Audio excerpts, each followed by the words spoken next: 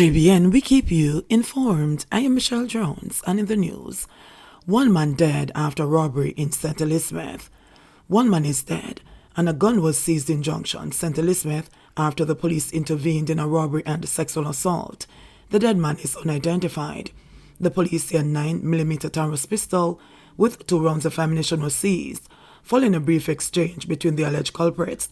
Reports are shortly before 10 Friday night, 2 armed men went to a bar on the Church Street Main Road in Junction. The 2 men allegedly robbed and sexually assaulted the bartender. The police were summoned. Upon their arrival, the police say they were greeted with gunfire. The St. Elizabeth police say they returned the gunfire, and one of the men was later found suffering from gunshot wounds. He was taken to hospital, where he was later pronounced dead. Chang says links seen between recent murders and scamming and contract killing. National Security Minister Dr. Horace Chang said on Saturday that initial investigations into a spate of murders over the last 3 months have shown a direct link to scamming activities coupled with contract killings. Dr. Chang made that claim during a visit to Cascade, Hanover, which was rocked by a recent double murder in which a man and a 3-year-old child were killed and another man wounded. Noting that the incident occurred in a relatively quiet location, he said there have been a number of incidents which have caught the attention of the police despite the characteristic. He said contract killing has become an almost the norm and standard operation, where the scammers who are involved themselves might have a level of intelligence and want to maintain a level of respectability, stay far from the gun, and hire those they can find. The National Security Minister stressed that both scamming and contract killings pose a major problem for the security forces and increases risk to communities. Assistant Commissioner of Police Clifford Chambers, commanding officer for Area 1, accompanied the National Security Minister on the visit to the grieving family. He responded to concerns that little was being done to curtail scamming, saying in the last couple of weeks, for example, there have been several arrests of lottery scammers. These arrests, he said, had occurred in Westmoreland and other divisions. He added that part of the mandate of the anti-gang task force is now to target lottery scammers and their assets. PM says no murders in Central Kingston or SavannaLaMar Zozos.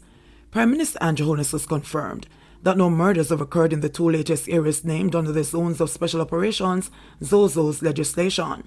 The Zozos, an intensive response to serious crimes, especially murders, shooting and rapes, operate in 7 selected areas affected by extensive gun violence linked to armed gangs and were effected in Parade Gardens, Central Kingston on January 9, and in SavannaLaMar, Westmoreland, exactly 1 week later.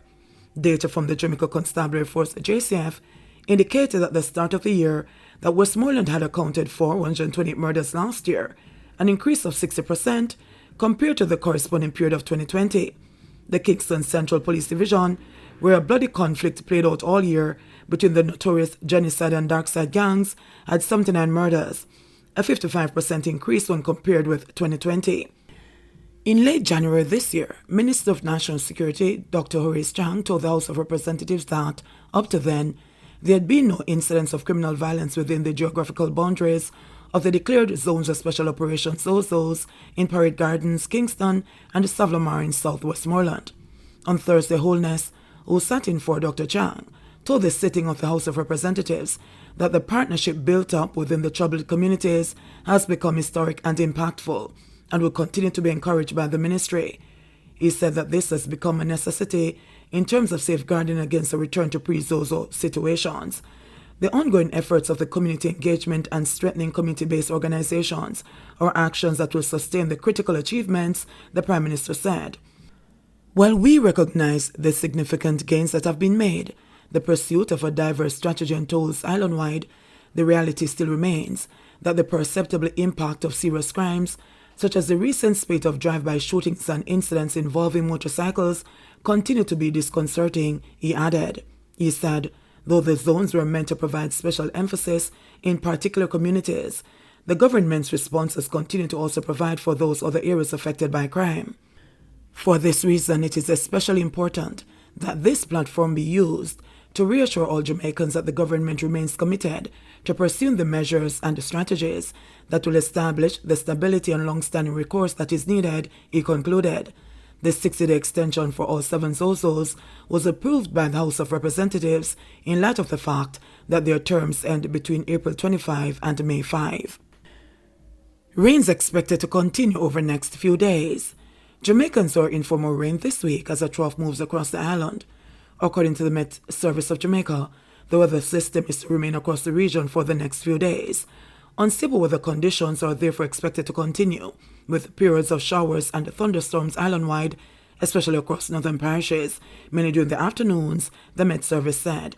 Lingering isolated showers are expected across sections of northern parishes Sunday night. Partly cloudy conditions are expected elsewhere. Monday, morning showers mainly across northern parishes, afternoon showers and thunderstorms across most parishes. Lingering nighttime showers especially across north central and eastern parishes. Tuesday, morning showers across northern parishes, afternoon showers across most parishes with thunderstorms mainly across southern parishes. Wednesday, morning showers across northern and southeastern parishes, afternoon showers and isolated thunderstorms across hilly areas and southern parishes.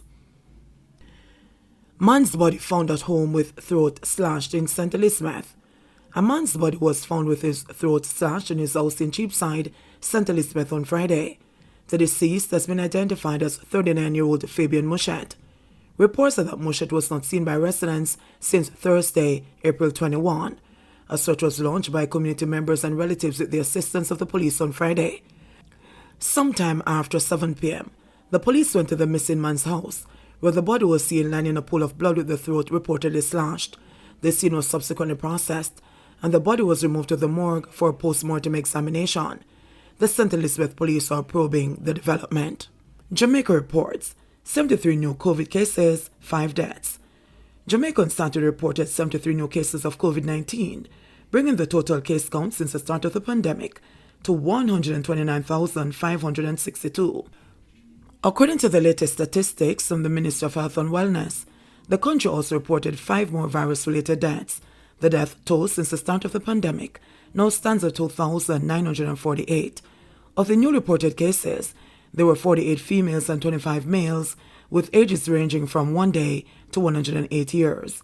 The cases were recorded in Clarendon 7, Hanover 2, Kingston and St. Andrew 18, Manchester 4, St. Anne 8, Portland 1, St. Catherine 2, St. James 25, Westmoreland 1, St. Mary 3 and Trelawney 2. Meanwhile, the latest victims are a 55-year-old male from St. Catherine, who died in April 2021, a 73-year-old male from Westmoreland, who died in July 2021, a 74-year-old male from Westmoreland, who died in August 2021, a 44-year-old female from Westmoreland, who died in August 2021, and a 54-year-old male from Westmoreland, who died in September 2021. The country also recorded 41 new recoveries, bringing the total number of recoveries to 83,006. The country's positivity rate now stands at 6.6%. JBN, we keep you informed. Please remember to subscribe, like, share, leave us a comment, and click the notification bell to receive our daily news items.